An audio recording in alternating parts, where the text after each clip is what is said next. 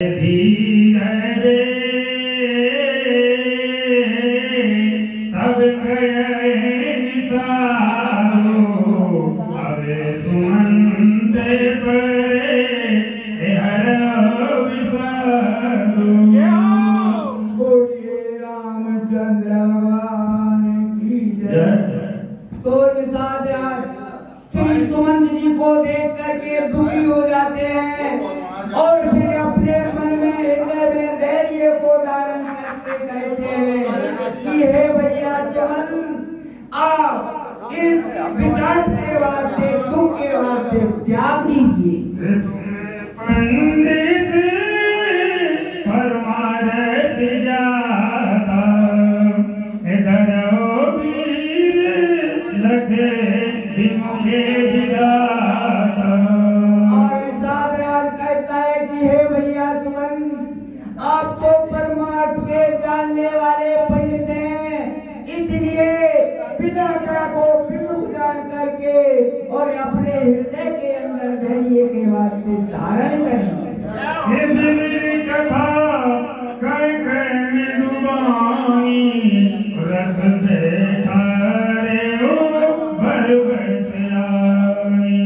इसी प्रकार से श्री निषाद राज है जो अनेक प्रकार की विभिन्न प्रकार की कथाएं सुना कर बड़ी मीठी वाली थे श्री सुमंत जी के लिए जबरदस्ती और रथ में बैठा देते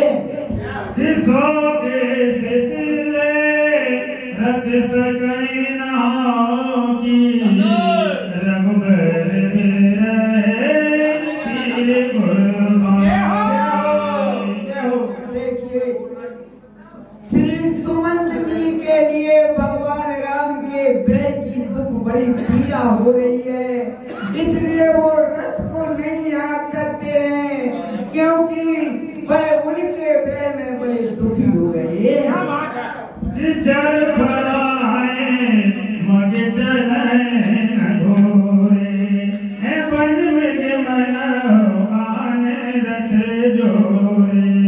और देखिए जब उन घोड़ों के वास्ते रथ में जोता गया तो घोड़े भी तड़फड़ा रहे हैं। ऐसा मालूम हो रहा है कि बन में से हिरण पकड़ करके और इस रथ में जोत दिए गए।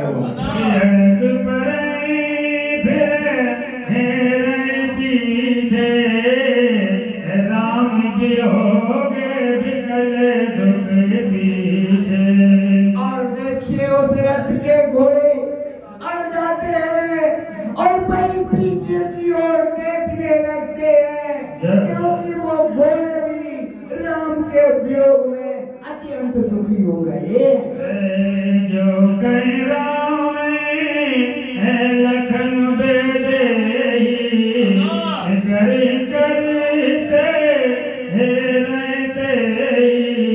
और देखिए जो कोई राम लक्ष्मण और सीता का नाम अपने मुख से सुन लेते हैं तुम्हें घोड़े हिला करके और उसी की ओर देखने लगते हैं।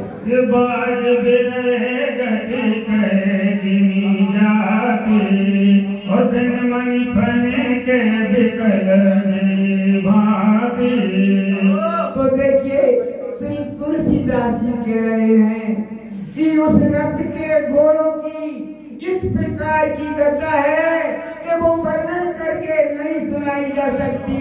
किस प्रकार से व्याकुल हो रहे हैं जैसे सर्प और अपनी मणि खोलाने पर व्याकुल होता है उसी प्रकार से ये घोड़े व्याकुल हो रहे हैं।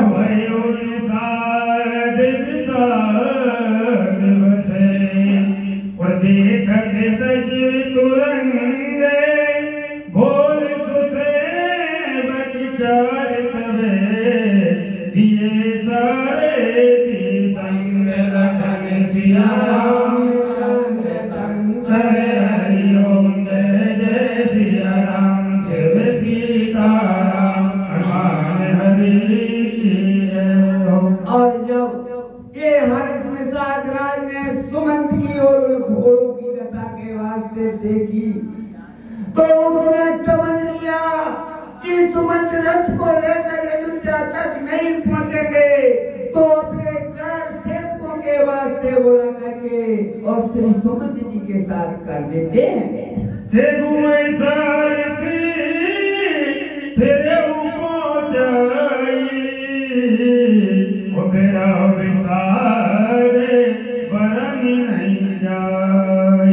और उन साथियों ने रथ के वास्ते अयोध्या के किनारे तक पहुंचाया। उस समय का जो प्रेम और विषाद है वो वर्णन करके नहीं सुनाया जाता। चले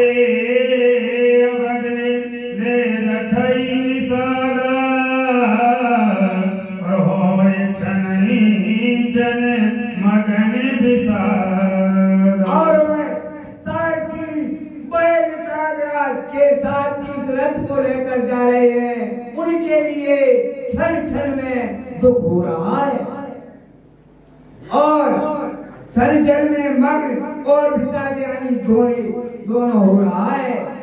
सोच सुमंते विकल दुख दीना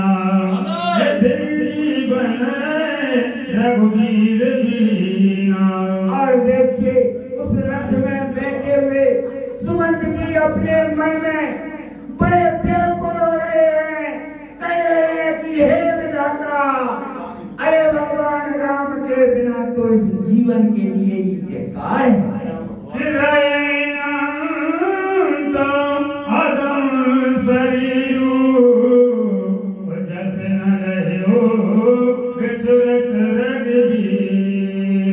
श्री सुमंत जी अपने मन में विचार करते हैं, रे अदम शरीर, तू अंत में भी रहने वाला नहीं है। और जब भगवान राम के वियोग हुआ था तभी तूने क्यों यश प्राप्त नहीं कर लिया?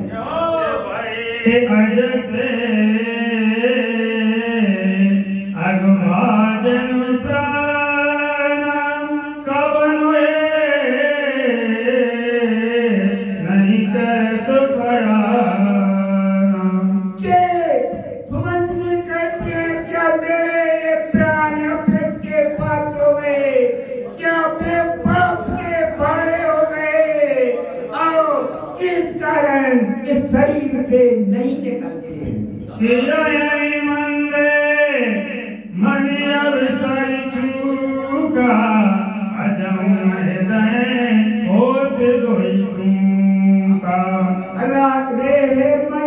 हे मंद बुद्धि वाले, अरे के ताल कर चूक गया। और जब भगवान राम का वियोग हुआ था तभी तेरे हृदय के टुकड़े टुकड़े क्यों नहीं हो?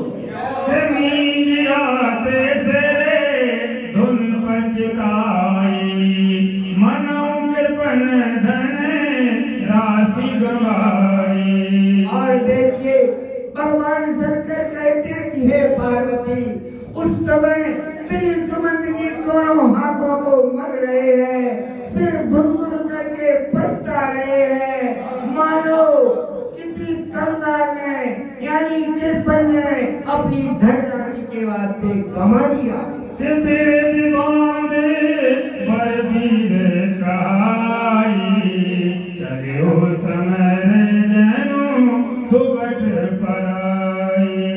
जैसे कोई वीर योद्धा हो और अपने पैंतर का तीर कमाने यानी हथियार बांधकर युद्ध में जाए और कोई कारणवश और वो युद्ध न करते हुए वापस आ जाए।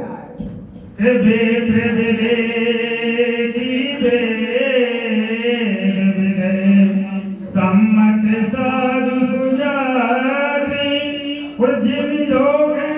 मधुपान कर सचिव सोचते बात लखन सिया राम चंद्र शंकर हरिओम जय सिया राम हनुमान हरि की जय। तो भगवान शंकर कहते हैं कि हे पार्वती, श्री सुमंत जी किस प्रकार से सोच कर रहे हैं जैसे ब्राह्मण वेद का जानकार हो, विवेकी हो और साधु स्वभाव का हो, और यदि धोखे से वो मदिरा पान कर ले वो पछताता है, इसी प्रकार से सुमंत जी पछता है। जिमी खुली ने ये साधु सयानी पति देवता करम मन बानी। और जिस प्रकार से जैसे कुलवंती स्त्री होती है और साधु स्वभाव की होती है और पति को ही अपना देवता मानती है, मन के मोर वचन से करम बस पर हर नाऊ सच मगर वह स्त्री कोई कर्मों के वह अपने पति से अलग रहने लगे तो वो पछताती है। इसी प्रकार से श्री सुमंत जी बता रहे हैं। लोचन सजले उठीठ भई थोरी सुनन श्रवण गले मति होरी। उस समय श्री सुमंत जी के नेत्र सजल हो रहे हैं, वह मुख से कुछ निकलता नहीं है, दृष्टि भी थोड़ी हो गई है, न कुछ कानों से सुनते हैं और उनकी बुद्धि तो बिगड़ ही गई है, मति तो घोरी हो गई। सुख जागी मूला न जाए अवध कपाटी।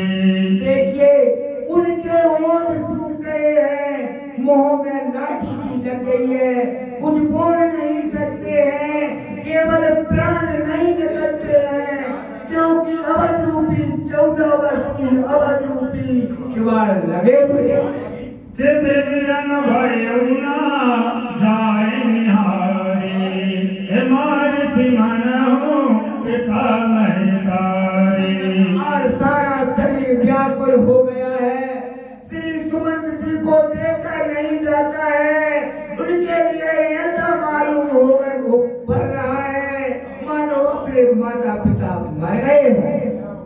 हानि गलानी विपुल मन व्यापी जनपुर पंथ सोच जिमी पापी। और श्री सुमंत जी के लिए हानि और गलानी उनके हृदय के अंदर व्याप गई है, जैसे पाप आत्मा यमपुर जाने का सोच करता है, इसी प्रकार से सुमंत जी सोच कर रहे हैं कि बचना हृदय पछताई और अवध खाई में देखब जाई। और देखिए उनके मुंह से कोई वचन नहीं निकलते हैं, अपने हृदय में फंसता रहे हैं और मन में विचार कर रहे हैं दाता अब उस अयोध्यापुरी में जाकर के मैं क्या देखूंगा। श्री राम रहते रथ देख जोई सब मोहे लोकत सोई। और सुमंत्री विचार करते हैं, अरे जब मैं अयोध्यापुरी में पहुंचूंगा और भगवान राम लक्ष्मण और सीता के विमुख सुरक्षा के वास्ते देखेंगे तो मुझको देख करके सारी अयोध्यापुरी की प्रजा सब क्या है। सिधाए पूछे नगर नर नारी उतर दे में सबई तवे बसे बैठार लखन सिया रामचंद्र।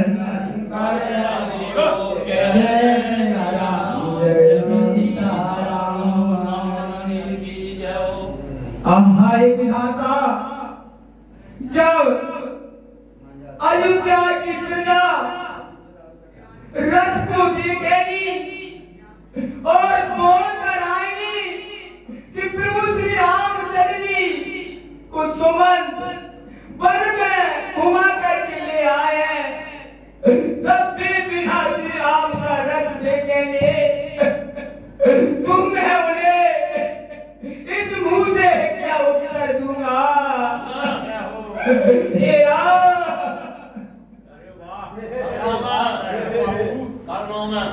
के पूछे दुख सब माता काय में नहीं विधाता। हे विधाता, जब महलों से तोड़कर तीनों माताएं रथ को देखेंगी, तो हे प्रभु, मैं उन्हें किस प्रकार से समझाऊंगा? पूछे जब लखन में तरी कवन संदेश सुखारी। हे विधाता, विशेष तौर से जब लक्ष्मण की मैया सुमित्रा मुझसे पूछेगी कि सुमन, मेरे प्राणों से प्यारे राम और विदेही पुत्र बधु सीता और लाला लक्ष्मण कहाँ है? तुम्हें उन्हें किस मुंह से उनको समझाऊंगा? राम जननी जबे आए धाई तुमर बैठे जिमी देनु लवाई। हे विधाता, जब महलों से तोड़कर राम जी की मैया कौशल्या रथ की ओर आएगी तोड़कर, तुमने उन्हें किस प्रकार से समझाऊंगा?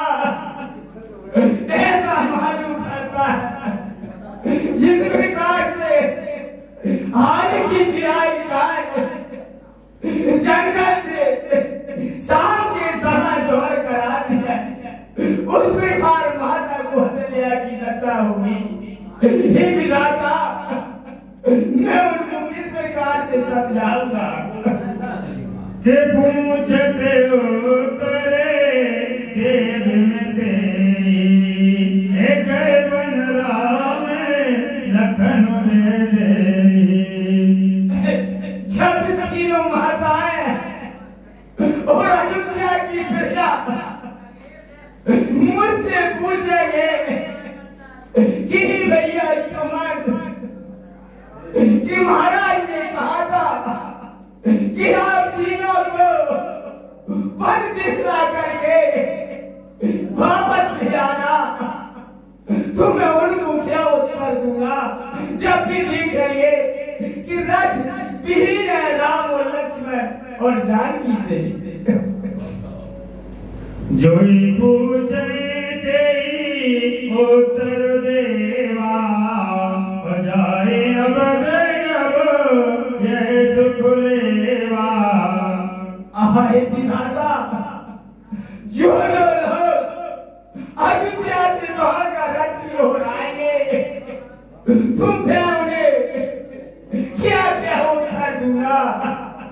ऐसा विचार करते हुए सुमन पछताने लगते हैं।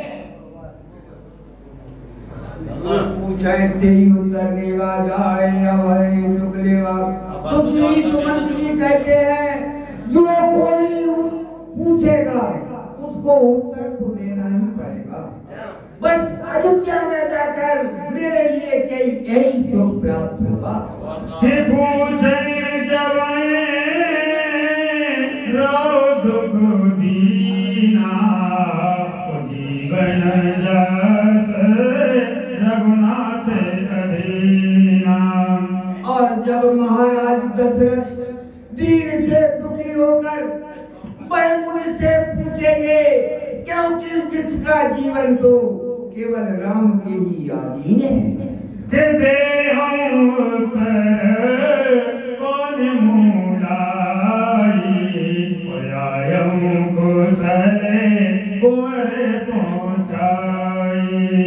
तो हे विधाता, मैं कौन से मुंह से उनके लिए उत्तर दूंगा कि आपके राजकुमार राजकुमारों के वास्ते और पुत्र पूर्वक में वन में पहुंचा आया हूँ। सुनत लखन सिय राम संदेशु तन चेतन पर हरय नरेशु। और महाराज दशरथ राम लक्ष्मण और सीता का संदेश सुनते ही और अपने प्राणों के वास्ते तिनके के समान त्याग दे दिए। जय न बेदरे उपन के जिमी